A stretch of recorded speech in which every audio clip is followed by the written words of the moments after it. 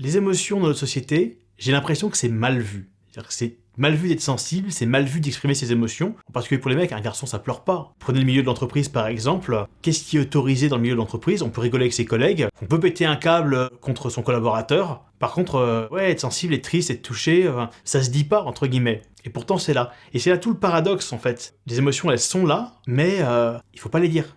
Si on regarde des enfants tout jeunes, ils ont toute cette palette d'émotions. Et avec le temps, ils vont apprendre que certaines d'entre elles, c'est pas ok, donc celle-là, tu la gardes pour toi parce que les autres l'aiment pas. Et du coup, on a des substitutions. Il y a des gens qui finissent par utiliser certaines émotions à la place d'autres. L'exemple typique, c'est la colère. La colère, c'est passe-partout. On a le droit d'être en colère, donc voilà, j'ai pas le droit d'être triste, mets de la colère à la place. Et donc, en fait, tout prend une forme de colère parce que ça, c'est le truc qui est ok. Est-ce que ça vous parle, ça? Pour vous ou pour votre conjoint? Pour des gens de votre entourage? Quelles émotions vous n'êtes pas à l'aise d'exprimer? Peut-être parce que on vous en a pas donné le droit, la permission, ou on vous a pas soutenu dans le fait de les exprimer. Qu'est-ce qui est interdit, entre guillemets, pour vous comme émotion? Il se passe quoi si vous les exprimez? En particulier dans le couple. Une des choses qui pourrait nous faire peur, potentiellement, c'est de se sentir vulnérable, faible, parce qu'on laisserait s'échapper quelque chose qu'on ne s'autorise pas à faire usuellement, qui est un symbole de faiblesse. Peut-être que d'autres personnes pourraient l'exploiter et nous faire du mal par rapport à ça. Si on va dans ce sens, le fait d'exprimer fortement de la colère ou l'insensibilité, de se blinder, c'est des bons moyens de défense. Ça nous protège contre certaines choses qu'on ne veut pas. Mais ça marche que dans une certaine mesure, et ça amène aussi son lot d'inconvénients.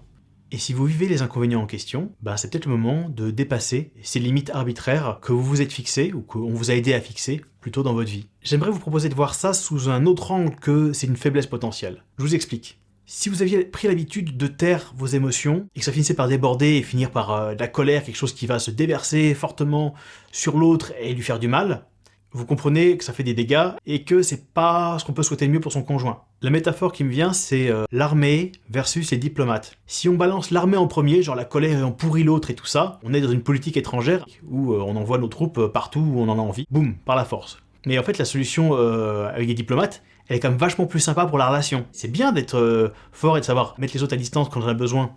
L'inconvénient, c'est que dans le domaine du couple, utiliser tout de suite ces stratégies, guerrières entre guillemets, ça détruit la relation. Regardez ce que devient un pays après un conflit armé. Dites-vous que après avoir explosé de colère sur quelqu'un de manière non contrôlée, votre conjoint est comparable émotionnellement à ce pays dévasté.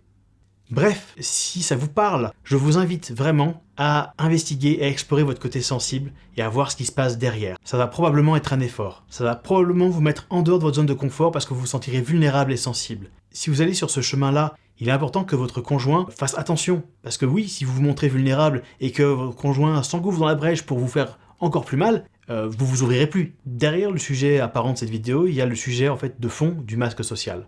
Vous savez, le masque social, c'est quand on se conforme à des attentes sociales pour rentrer dans le moule. Il y a des avantages, c'est qu'on rentre dans le moule, on fait pas de vagues, mais ça coûte parce qu'on cache des choses importantes à l'intérieur. Mon invitation par rapport à cette vidéo, c'est vraiment d'oser exprimer vos vraies émotions. C'est d'être honnête avec vous-même sur ce que vous ressentez, et aussi honnête de fait avec votre conjoint, qui pourra faire de même en retour. Comme au niveau sociétal, on est peu incité à montrer nos émotions, il se peut que vous ayez un vocabulaire réduit pour les exprimer. C'était mon cas aussi, ça l'est toujours, je l'ai un peu étendu. Néanmoins, je tiens vraiment à vous dire, c'est pas grave. Allez-y avec les mots et les termes que vous avez, mais l'intention, c'est vraiment d'y aller et de se reconnecter à soi, d'oser accepter ce qui se passe là, et de pouvoir le mettre au centre, dans le couple, en circulation. Peut-être aussi que ça vous fait peur d'exprimer vos émotions parce que vous savez ce que c'est l'émotion, c'est le machin qui pète. C'est trop. Moi j'ai un point de vue par rapport à ça, c'est que quand ça pète et que c'est trop, c'est probablement parce qu'on l'a pas entendu quand c'était plus faible. Et donc oui, à un moment on peut plus l'ignorer, c'est tellement là, donc ça explose. Mon incitation, à travers le fait de vous écouter, ça va vous amener à pouvoir percevoir des signaux plus faibles et donc agir avant. Et donc amoindrir ce danger potentiel qui est l'expression des émotions sous une forme violente. Si on le capte assez tôt, on n'a pas de la colère, on a de l'agacement peut-être, on a de l'irritation, mais pas la colère explosive. Voilà, c'est tout pour aujourd'hui. Je vous souhaite beaucoup de bienveillance envers vous-même et envers votre conjoint, et aux conventions sociétales, aux us et coutumes, quand ils vont à l'inverse de ce qui vous épanouit.